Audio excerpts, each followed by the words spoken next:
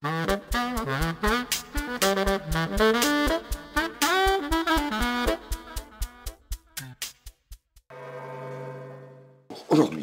Preuss, un jeu de Marc Brunekant, édité chez BlackRock Éditions. Dans ce jeu de cartes, nous allons devoir essayer de faire passer de la marchandise légale ou illégale. Nous avons 5 types de cartes différents. Les cartes marchandises légales en vert, les cartes marchandises illégales en rouge, et puis nous avons 3 types de contrôleurs.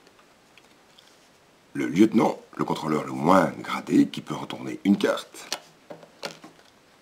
Le capitaine, qui peut lui retourner 2 cartes. Et enfin, l'inspecteur, le plus gradé, qui peut retourner jusqu'à 3 cartes. Preuss est un jeu qui peut se jouer de 3 à 6 joueurs. Chaque joueur a reçu une carte inspecteur et une carte capitaine. Toutes les autres cartes ont été mélangées. Chaque joueur a pu en recevoir 4. Et au centre, il y a une pioche avec 4 cartes ouvertes. À tour de jeu, 2 actions peuvent être réalisées. Il faut choisir l'une des 2. La première action consiste à piocher des cartes. Entre 1 et 2 cartes, je vais prendre des cartes de la pioche ou des cartes ouvertes. Dès que je prends une carte ouverte, une nouvelle carte est déposée. La deuxième action que je pourrais réaliser est de déposer un convoi. Je peux déposer 2, 3 ou 4 cartes de ma main, face cachée devant moi, et c'est un convoi que je veux faire passer dans mon entrepôt. Les autres joueurs, à ce moment-là, peuvent décider s'ils me contrôlent ou pas le convoi que je suis en train de préparer. Si personne ne veut le contrôler, très bien, je prends ces cartes sans les montrer, et c'est des cartes qui vont aller dans ma réserve. Par contre, si un joueur veut contrôler mon dépôt, il peut déposer une carte contrôleur, soit un inspecteur, soit un lieutenant, soit un capitaine. Si un joueur me dépose une carte, par exemple de contrôle de capitaine, je peux lui proposer un pot de vin. Je lui donne des cartes, il les regarde, soit il accepte le pot de vin et il met ça dans son entrepôt, soit il refuse mon pot de vin et il va contrôler mon jeu. Suivant le nombre de cartes qu'il peut contrôler, il va retourner une à une carte. Dès qu'il tombe sur une marchandise, là il a pu retourner 2 cartes.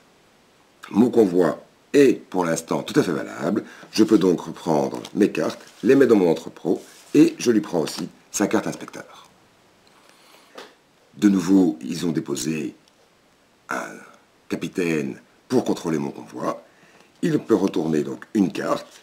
Dès qu'il tombe sur une carte de produit illégal, tout le convoi est considéré comme illégal et le contrôleur peut prendre mon stock et mon convoi pour le mettre dans sa réserve et il peut reprendre son inspecteur dans sa main.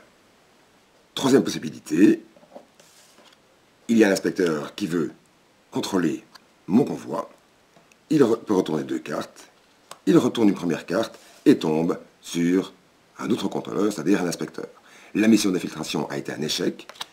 Celui qui a préparé le convoi peut le prendre en entier et le mettre dans son entrepôt, et il peut prendre la carte de l'inspecteur et le mettre dans sa main.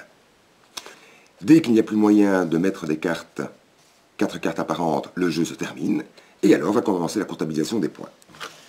Tout ce qu'on aura dans l'entrepôt va valoir des points positifs, 1000 pour les marchandises légales, 4000 pour les marchandises illégales. Les inspecteurs vont rapporter des points aussi.